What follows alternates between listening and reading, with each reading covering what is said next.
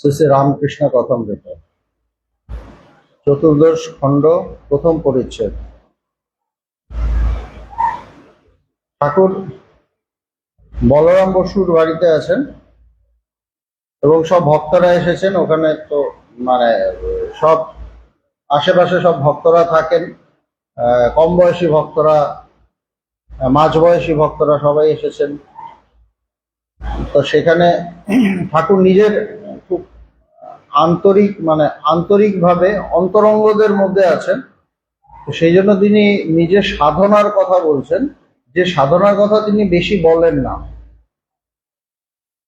তো তার আগের দিনও কিছুটা বলেছেন, তা আবার বলছেন, সাধনার সময় আমি ধ্যান করতে করতে আরোপ করতাম প্রদীপের শিখা যখন হাওয়া নাই, একটুও নড়ে না, তার আরোপ করতাম।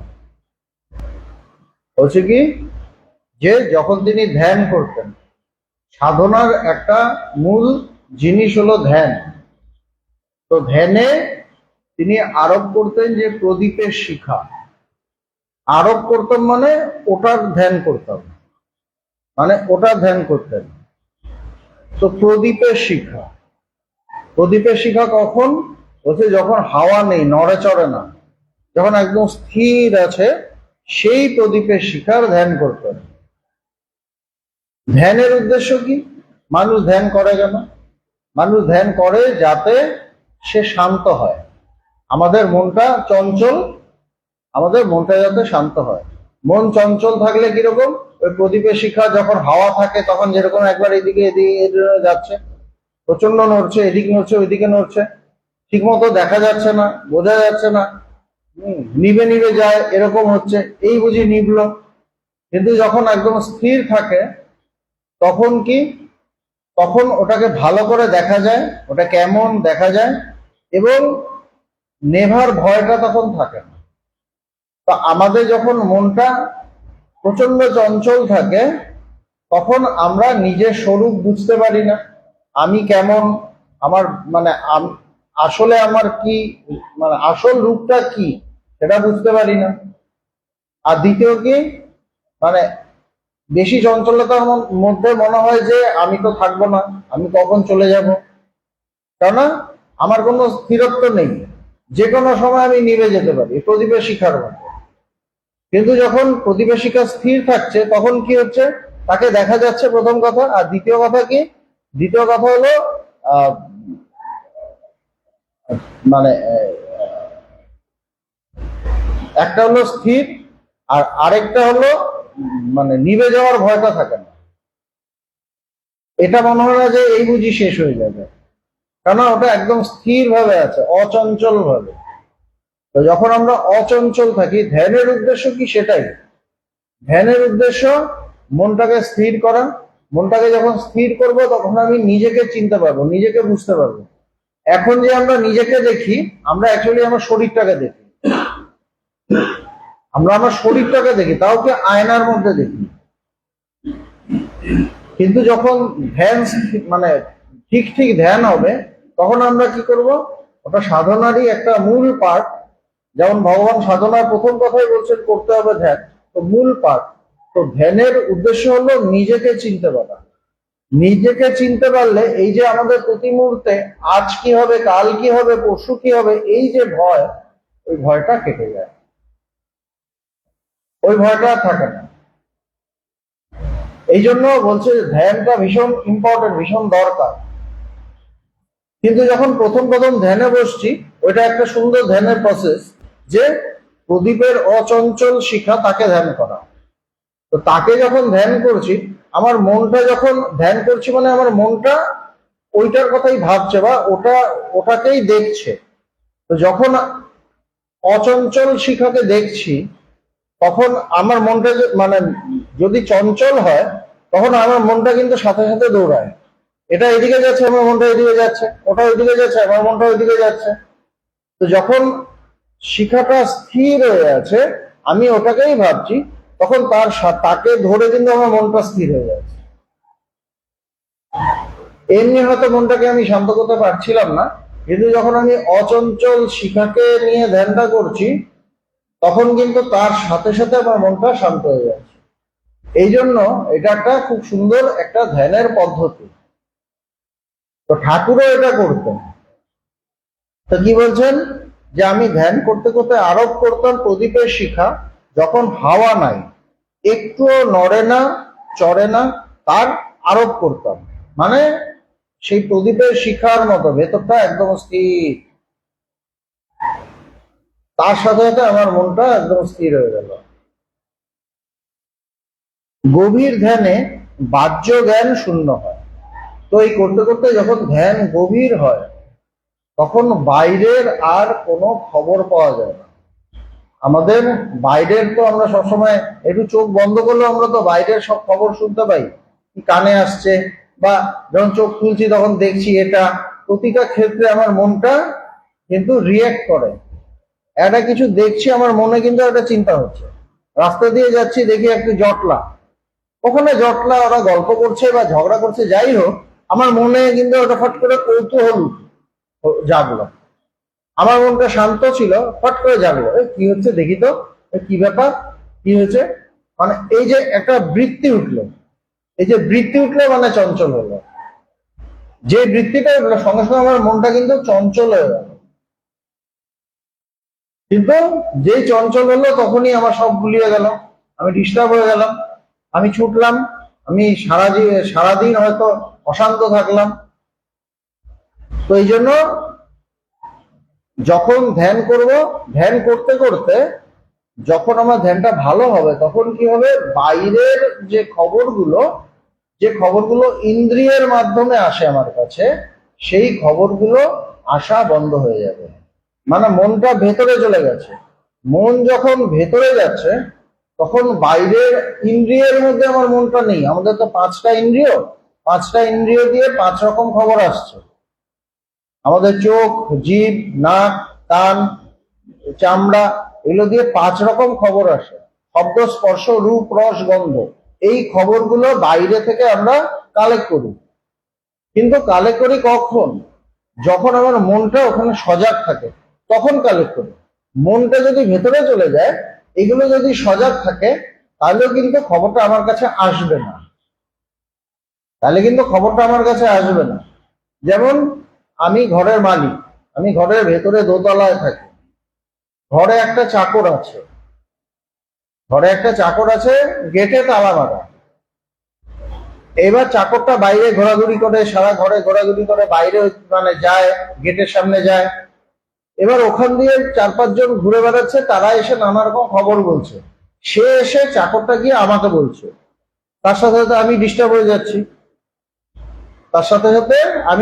যাচ্ছি, এবার আমি, চাকরটা সমস্ত খবরগুলো আনছে আমার কাছে, আমি একদিন ওকে দিলাম এক ঝাড়, এই তুই আমার সামনে বসে থাক, বাইরে যেতে হবে না, কারো খবর আনতে হবে না। তখন কি হবে, তখন বাইরের লোকগুলো বাইরেই তো ঘোরাঘুরি করবো, ওরা তো ভেতরে আসতে পারছেন না, তখন ওই খবরগুলো আর আমার কাছে আসবে না। সেরকম ভাবে মনটা হলো আমার চাকর, আমি হলাম আত্মা বা ব্রহ্ম, আমি ঘরের মালিক। শরীর মন মানে এই ঘরটার মালিক, মনটা হলো চাকর। মনটা কি করছে, ওই বাইরে থেকে খবর কালেক্ট করে করে, বাইরের 5 জন যেরকম 5 রকম খবর দিচ্ছে, মনটা গেটের থেকে খবরগুলো কালেক্ট করে আমার কাছে নিয়ে আসছে। যেই আমার কাছে নিয়ে আসছে, আমি ডিস্টার্ব হয়ে যাচ্ছি, আমি চঞ্চল হয়ে যাচ্ছি। এবার ধ্যান মানে কি, ওই চাকরকে বলা, তুই আমার পায়ের সামনে বসে থাক, উঠবি না এখান থেকে, নড়বি না। এটা হলো ধ্যান। তো ধ্যানের মূল হলো, যখন মনটা ভেতরে থাকবে, অন্তর্মুখীন থাকবে, তখন ওই 5 রকম খবর আর আসবে না। ইন্দ্রিয় মানে খোলা থাকলেও, ইন্দ্রিয় চালু থাকলেও খবরগুলো আর আসবে না, কারণ মনটা তখন অন্তরে আছে। তো বলছেন যে গভীর ধ্যানে বাহ্য জ্ঞান শূন্য হয়। যখন খবর আসবে না, তখন কি হবে, তখন বাইরের খবর আমার কাছে আসা বন্ধ হয়ে গেল, বাহ্য জ্ঞান শূন্য হলাম। তখন একদম মানে গভীর ধ্যানস্থ, বাইরের কোনো খবর নেই, বাইরে কি হচ্ছে আমি কিছু টের পাচ্ছি না। যাদের ভালো ধ্যান হয় তাদের ওরকম হয়ে যায়, তার আগে টের পাচ্ছে। হয়তো ধ্যানে বসলো, রাত্রে গিয়ে সব কাজ টাজ করে সব ধ্যানে বসলো, তারপর তখনও ধ্যান ঠিক মতো হয়নি, স্বামী বলছে কি করছো, শুয়ে পড়ো। সে হয়তো ডিস্টার্ব হচ্ছে, এক সময় এমন গভীর ধ্যান হয়ে গেল, তারপরে আর খবর পাচ্ছে না, আর কোনো ভেতরে আর কোনো খবর আসছে না। তো সেরকমই বলছে যে গভীর ধ্যানে বাহ্য জ্ঞান শূন্য হয়। একজন ব্যাগ পাখি মারবার জন্য তাক করছে, তো ব্যাগ পাখি শিকার করে, তো একটা পাখি বসে আছে, ওটাকে মারার জন্য তাক করছে, তীর ধনুক নিয়ে বা কিছু নিয়ে তাক করছে। কাজ দিয়ে বর চলে যাচ্ছে, সঙ্গে বরযাত্রীরা, কত রোশনাই, বাজনা, গাড়ি ঘোড়া, কতক্ষণ ধরে কাজ দিয়ে চলে গেল। ব্যাধের কিন্তু হুঁশ নাই, সে জানতে পারলো না যে কাজ দিয়ে বর চলে গেল। সুন্দর উদাহরণটা, কি সুন্দর বলছে।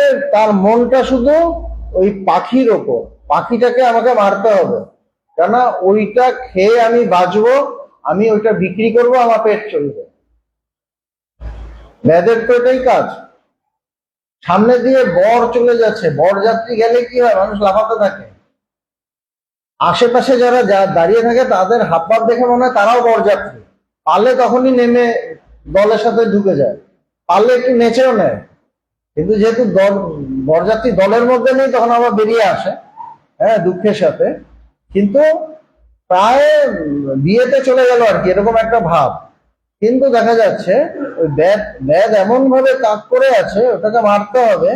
পাশ দিয়ে বর চলে গেছে, বরযাত্রী চলে গেছে, সে লাইট, মানে নানা রকম গান টান, তার কোনো দিকে খেয়াল নেই, একদম মনটা ওখানে স্থির হয়ে আছে। এটাই হলো ধ্যান, ধ্যানের একটা উদাহরণ। তো যখন আমি তাকে খুঁজবো, মানে পাখি মানে কি, পাখি মানে সেই সত্য বস্তু, ব্রহ্ম, ঈশ্বর, ভগবান, যিনি আমার ভেতরে আছে, অন্তরে অন্তরতম, তাকে আমি জানার জন্য আমি তাক করে আছি। মানে আমার মনটা ওইখানে তাকে জানার, বোঝার চেষ্টা করছে, তার মধ্যে ডুবে যাওয়ার চেষ্টা করছে। ডুবতে পারছে না, কিন্তু চেষ্টাটা করছে ওখানে। মনটা যেহেতু ভেতরে চেষ্টা করছে, বা গৃহস্বামী পায়ের সামনে বসে আছে, চাকরটা, একই কথা। তখন কি হচ্ছে, বাইরের আর কোনো খবর আসছে না। এবার যখন আসছে না, বরযাত্রী চলে যাচ্ছে, কে চলে যাচ্ছে, আর কোনো খবর নেই। সে জানতে পারলো না, তার কাজ দিয়ে বর চলে গেল। একজন একলা একটি পুকুরের ধারে মাছ ধরছে, ছিপ ফেলে, একা বসে আছে, আর কেউ নেই, লোকজন নেই, শান্ত স্থির জায়গা, মাছ ধরছে, ওখানে মাছ আছে, তো ছিপ ফেলেছে। এটা মানুষের একটা শখও বটে, মাছ ধরা। এখন একটু কমেছে, কিন্তু আগে আমরা দেখেছি আমাদের বাড়ির সামনে যে পুকুর টুকুর থাকতো, অনেকে ছিপ ফেলে বসে থাকতো। এমনি তো অফিস, যেদিন অফিস নেই, ছুটির দিন, সেদিন একটা ছাতা নিল, ছাতাটা টানালো, ছিপ ফেলে বসে সারাদিন ওখানে মন। তো বলছে যে মাছ ধরছে, অনেকক্ষণ পরে ফাতনাটা নড়তে লাগলো, আর মাঝে মাঝে কাত হতে লাগলো। ঠাকুর কত সুন্দর, মানে সেই সময় অবজার্ভ করতেন। যারা মাছ ধরেছে ছিপ ফেলে, তারা জানে ফাতনা নড়ে, তারপর মাঝে মাঝে এটা এই হয়ে যায়, এরম আছে, এটা এবার কাত হয়ে যায়। মানে মাছটা এসে ওখানে হয়তো টানছে বা ইয়ে করছে, তখনও ঠিক খায়নি, কিন্তু কাছাকাছি ঘোরাঘুরি করছে, ওটা নড়ছে। মানে সে বুঝতে পারছে যে এই খাবে বলে, এই ধরবো, এরকম একটা, তখন তার কনসেন্ট্রেশন আরো বেড়ে যায়। এনে বলছে কি, যে অনেকক্ষণ পরে ফাতনাটা নড়তে লাগলো, মাঝে মাঝে কাত হতে লাগলো। তার আগে হয়তো এদিক ওদিক দেখছে, কিন্তু যেই নড়ছে বা যেই একটু দুলছে, সঙ্গে সঙ্গে পুরো মনটা ওখানে। তখন বাইরে কিন্তু কোনো হুঁশ নেই, কোনো বাইরের খবর নেই, পুরো ধরতে হবে। সে তখন ছিপ হাতে ধরে টান মারবার উদ্যোগ করছে, মানে যে ডুববে সঙ্গে সঙ্গে টানবো, ডুবলেই টানবো, কেন ডুবলেই টানতে হয়, তখনই এই যে টানাতে ইয়েতে আটকে যায়। এমন সময় একজন পথিক এসে জিজ্ঞাসা করছে, মহাশয় অমুক বারুজ্জেদের বাড়ি কোথায় বলতে পারেন? ওই আশেপাশে কোনো ব্যানার্জি পরিবার থাকে, বলছে ওই ব্যানার্জিরা কোথায় থাকে বলতে পারেন? ওকে জিজ্ঞেস করছে, কোনো উত্তর নাই। সে তখন কোনো উত্তর দিচ্ছে না। এ ব্যক্তি তখন ছিপ হাতে করে টান মারবার উদ্যোগ করছে, তত টানবে, পুরো মন ওখানে, শুনছেই না। পথিক বারবার উচ্চস্বরে বলতে লাগলো, মহাশয় অমুক বাণিজ্যদের বাড়ি কোথায় বলতে পারেন? বারবার জিজ্ঞেস করছে, কেন আর কেউ আশেপাশে জনমানব নেই, তো তাকেই বলতে হবে, তো বারবার জিজ্ঞেস করছে। সে ব্যক্তি হুঁশ নাই, তার হাত কাঁপছে, কেবল ফাতনার দিকে দৃষ্টি, মন পুরো ওই ফাতনার দিকে। তখন পথিক বিরক্ত হয়ে চলে গেল। কি পাগল নাকি, কানে শুনতে পায় না, কালা টালা, তখন চলে যাচ্ছে। সে অনেক দূরে চলে গেছে, এমন সময় ফাতনাটা ডুবে গেল, আর ও ব্যক্তি টান মেরে মাছটাকে আড়ায় তুললে। ফাতনা ডুবে গেছে, তখন টান মেরে তুলেছে। তখন গামছা দিয়ে মুখ মুছে, তো কাজ হয়ে গেছে, তখন গামছা দিয়ে মুখ মুছে চিৎকার করে পথিককে ডাকছে, ওয়ে শোনো শোনো, আবার ডাকছে। পথিক ফিরতে চায় না, অনেক ডাকাডাকির পর ফিরবে, ও ফিরতে চায় না, এত দূর চলে এসেছি আবার কেন ডাকছে? তখন কথা উত্তর দিল না। এসে বলছে, কেন মহাশয় আবার ডাকছো কেন? তখন সে বললে, তুমি আমায় কি বলছিলে? কি সুন্দর। পথিক বললে, তখন অতবার করে জিজ্ঞাসা করলো, আর এখন বলছো কি বললে? সে বললে, তখন যে ফাতনা ডুবেছিল তাই আমি শুনতে পাইনি। ফাতনা ডুবতে হবে, না হলে সব শোনা যাবে, সব কিছু। ফাতনা ডুবলে আর কোনো সমস্যা নেই, তখন মাছ খাবে। আর অ্যাকচুয়ালি ওই যে মাছটা যে তুললো, ওইটাতেই কিন্তু তার জীবন কেটে যায়, ওটাই তো তার মানে ব্যবসা, ওটাই তার রুজি রোজগার, ওটাই তাকে সব দিচ্ছে, তার খাবার দাবার সব দিচ্ছে। আসল মাছটা থাকে এই ভেতরে। আমরা ভাবি মাছ বাইরে থাকে, সেই জন্য আমাদের ফাতনা বাইরে ফেলি, ওখানে মাছ কবে গিলবে? টাকা পয়সা, বাড়ি, মান সম্মান, আমি ভাবি ওই ফাতনা, কিন্তু ওই যে মাছ, ওটার ফাতনা খেয়ে চলে যায়, ধরার দেয় না, ওটা ধরার দেয় না। এই জন্য ভেতরে আর আনন্দ থাকে না, শান্তি থাকে না। আমি যত দিন যায়, আমি জগতের পেছনে ছুটতে ছুটতে আমি শুকিয়ে যেতে থাকি, আমার সব শেষ হয়ে যায়, জগতের পেছনে ছুটতে ছুটতে আমি শেষ। কিন্তু যে বুদ্ধিমান, যে মহাপুরুষদের কথা শোনে, ভগবান যেরকম আমাদের এসে বলেছিলেন সবাইকে, যে তাকে ডাকো, তাকেই চাও, অন্য কিছু চেও না। ঠাকুর বলছেন যে ঈশ্বর জীবনের উদ্দেশ্য, ঈশ্বরই হলো আসল মাছ, ঈশ্বর হলো আমার স্বরূপ, নিজের স্বরূপ, আমারই ভেতরে তিনি আছেন। আপনাটা ওখানে দিতে হবে এবং মনটা ওখানে দিতে হবে, তখন ডুববে, নাহলে ডুববে না। ওখানে টোপ দিতে হয়। টোপটা কি? ভক্তি, বিচার, গুরু ভক্তি, এইগুলো হলো সেই টোপ। পাতনায় টোপটা। মাছটা কি খাবে? শুধু এরকম বড়শির ইয়েটা থাকলে তো খাবে না সে, ওখানে ভালো খাবার দিতে হবে, ওই খাবারটা খায়। যে তার প্রতি ব্যাকুলতা, আমি তোমাকে চাই, তোমাকে জানতে চাই, এইগুলো কোনো অজুহাত না। আমার সংসারে খুব বাজে অবস্থা, আমাকে এই করতে হয়, ওই করতে হয়, এইগুলো কোনো অজুহাতই না। এগুলো আমরা অজুহাত দিই কেন? কেন আমি তাকে চাই না, এই জন্য আমি অজুহাতটা দিই। যে তাকে চায় সেই সব অজুহাত দেয় না, কেন সে জানে ওই মাছটাই আমার পুরো রুজি রোজগার, তাই না? ওই মাছটাই আমাকে বাঁচিয়ে রাখবে। আমাদের কে বাঁচিয়ে রেখেছে? মাছটাই বাঁচিয়ে রেখেছে, মৎস্যাবতার, মাছই বাঁচিয়ে রেখেছে, আর কিছু বাঁচিয়ে রাখেনি। কিন্তু না চাকরি, না কিছু। এইটা বুঝতে হবে। এটা যে বোঝে তার দৃষ্টি ফাতনার উপর থাকে। এটা যে বোঝে সে ভেতরে তাকে জানতে চায়, সে ধ্যান ধারণা করে, তাকে বোঝার চেষ্টা করে, তাকে বোঝার চেষ্টা করতে হবে, জানার চেষ্টা করতে হবে, তাকে পাওয়ার চেষ্টা করতে হবে। এই জন্য বলছে যে তখন ফাতনা ডুবেছিল, আমি কিছুই শুনতে পাই নাই।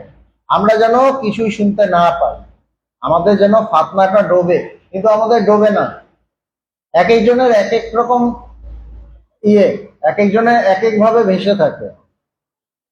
কেউ জগৎ দেখতে গিয়ে ভেসে থাকে, কেউ সংসার দেখতে গিয়ে ভেসে থাকে, কেউ ভোগ সুখের জন্য ভেসে থাকে, কেউ টাকা পয়সার জন্য ভেসে থাকে, কেউ আশ্রমে কাজ করার জন্য ভেসে থাকে। এটাও হয়, সবই হয়। ডোবে না, ডুবতে হবে। ঠিক ঠিক ফাতনাটা দিতে হবে, ফাতনার মধ্যে ঠিক ঠিক টোপ দিতে হবে, নাহলে ডুববে না। টোপটা দেওয়া হয় না।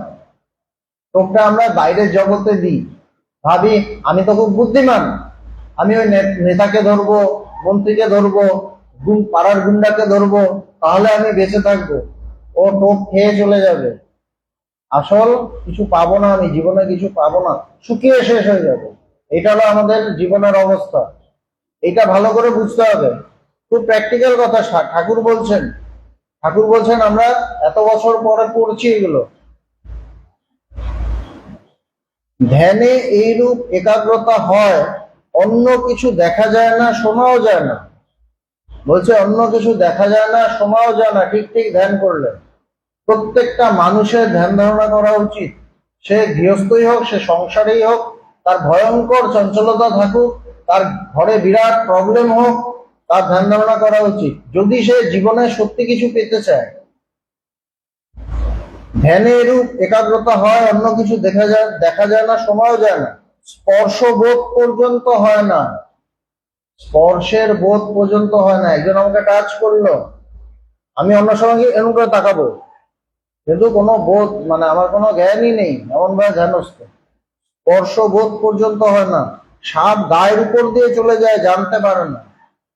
হচ্ছে সাপ গায়ের উপর দিয়ে চলে যাচ্ছে, জানা যাচ্ছে না, বোঝা যাচ্ছে না, এরকম জানতে পারে না। গভীর ধ্যানে ইন্দ্রিয়ের সব কাজ বন্ধ হয়ে যায়। যখন ধ্যান গভীর হয় তখন কি হয়, তখন ইন্দ্রিয়ের যে কাজ, আমি বললাম যে ইন্দ্রিয়ের কাজগুলো বন্ধ হয়ে যায়। ইন্দ্রিয়ের কাজ বন্ধ হয়ে যায় মানে মানে আমার মনটাই তো থাকে না, সুতরাং ইন্দ্রিয়ের কাজটাকে ধরার কেউ থাকে না। ইন্দ্রিয় যদি চলেও আমার পর্যন্ত খবর পৌঁছায় না, কেন মনটাই তখন ওইখানে বসে আছে, প্রভুর কাছে বসে আছে, প্রভুর চরণে বসে আছে।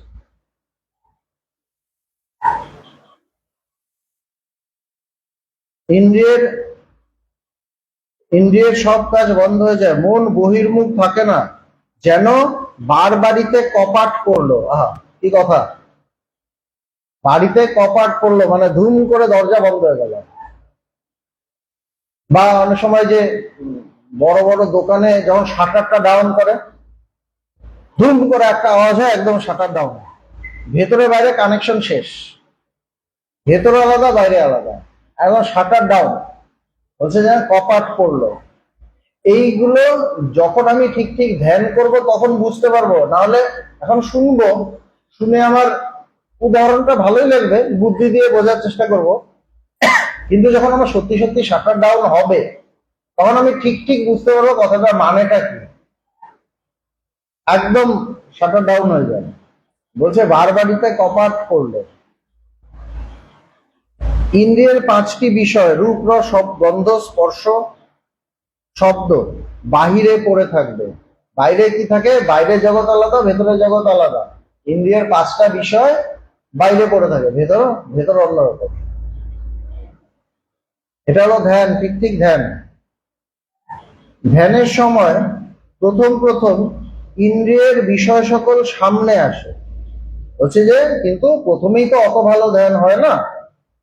প্রথম কি হয়, ইন্দ্রিয়ের যে নানা রকম বিষয় সেগুলো সামনে আসে মানে মনের মধ্যে আসে। আমি সারাদিন সংসারের জন্য কাজ করছি, এবার ধ্যানে বসলাম, আমি দেখলাম সংসারের কথাগুলোই আসছে, এই এটা করতে হবে, ওটা করা হলো না, ইস এটা কেন ভুল করলাম, কালকে গিয়ে করব, করে করে আমি ধ্যান করতে গিয়ে আমি ওগুলোই ভাবছি। কারণ ইন্দ্রিয়ের বিষয়গুলো সামনে চলে আসে, কে আমাকে কি বললো, আমাকে ওরকম বললো, এর পরের দিন আমি কথা শোনাবো, ধ্যানের মধ্যে আমি প্ল্যানিং করছি কি কথা শোনাবো, এইটা বলবো, এটা আরো ভালো উত্তর। ওই নানা কিছু বিষয় সামনে চলে আসে, বোঝা যাচ্ছে কথাগুলো, ইন্দ্রিয়ের বিষয় সামনে আসে। গভীর ধ্যানে সে সকল আর আসে না, বাহিরে পড়ে থাকে। কিন্তু যখন ধ্যান গভীর হয় তখন ওই বিষয়গুলো বাইরে যায় গিয়ে, তখন ওগুলো বাইরে। ধ্যান করতে করতে আমার কত কি দর্শন হতো, ঠাকুরেরও হতো।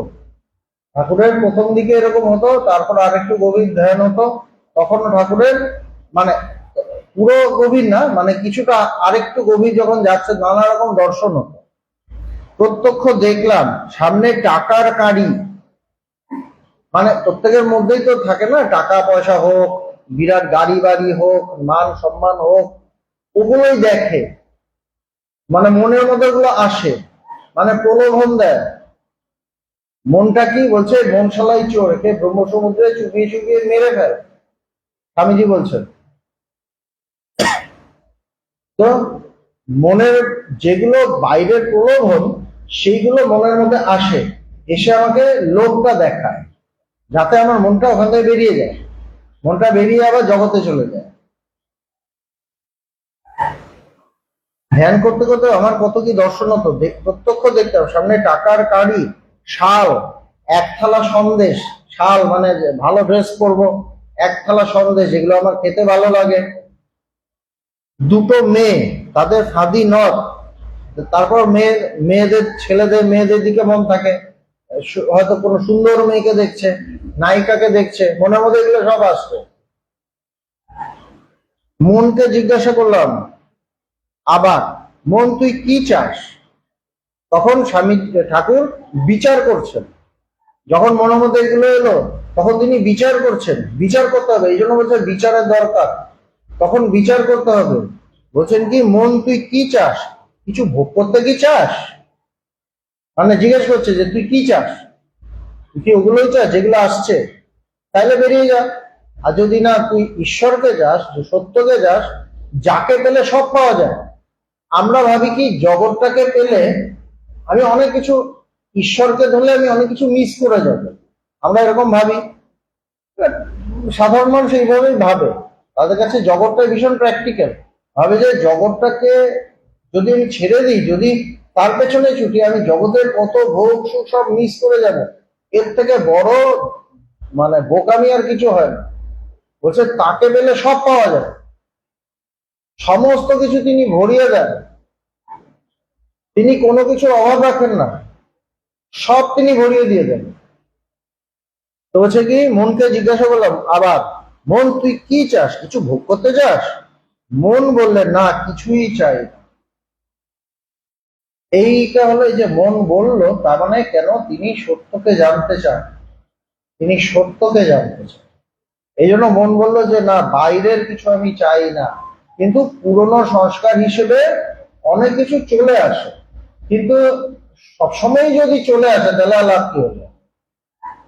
আগে আসতো, 5 বছর আগে আসতো, 5 বছর পরেও যদি একই রকম হয়, তাহলে আমি কোনো এগোইনি, তার মানে কি আমি চাইছি এখনো জগতের অনেক কিছু, সেই জন্য চলে আসছে। এই জন্য মনকে বলতে হবে, ভালো করে জিজ্ঞেস করতে হবে, মন তুই কি চাস? তুই কি ভোগ করতে চাস? যেগুলো আসছে সেগুলোই চাস?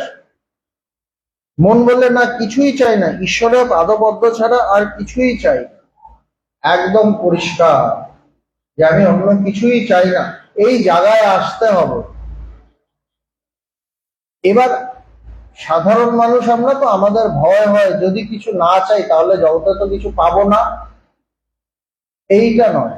কেননা ভগবান সংসারের মধ্যেই ছিলেন, চাকরি বাকরি সব কিছু করেছেন, কোনো কিছু ত্যাগ করতে হয় না।